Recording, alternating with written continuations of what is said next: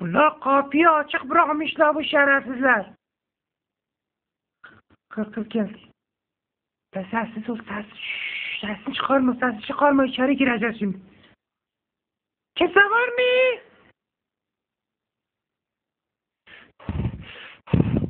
Kimse var mı ulan içeride? Ha? Ancu kimse var mı? Ulan kimse sana bir şey yapmayacağız. Sana bir şey yapmayacağız çık dışarıya.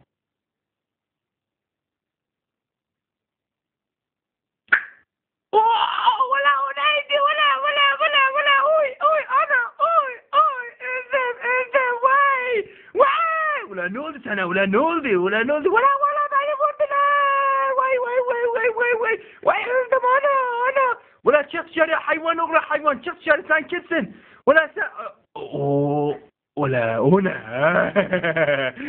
iyi akşamlar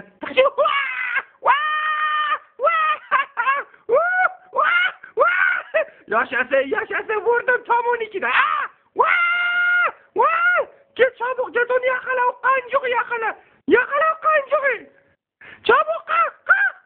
Kancuğu. Git onu yakala çabuk. Ulan buraya ne kadar su dökmüşler. Ay sana. Benim.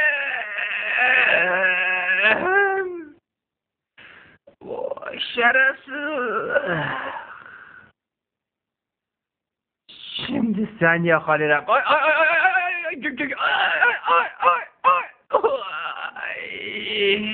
Ay Tuğli şerefsiz.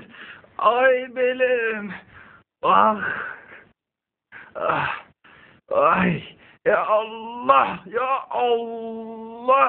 Ay,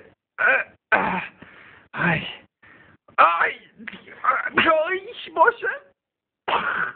Vay şerefsiz oğlu şerefsiz. Şimdi seni yakalayacağım it oğlu. Sen baban gel evdeydi değil mi? Gel buraya gel. Ben geliyorum buraya. Sen hiç merak etme.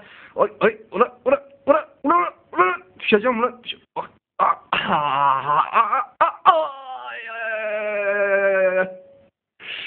Ay benim. Ya Allah.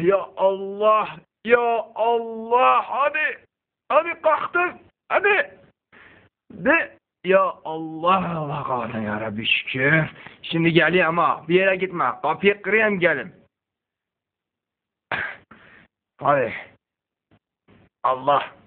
Allah. Ya Allah. Ha? Kapı açamayacağım.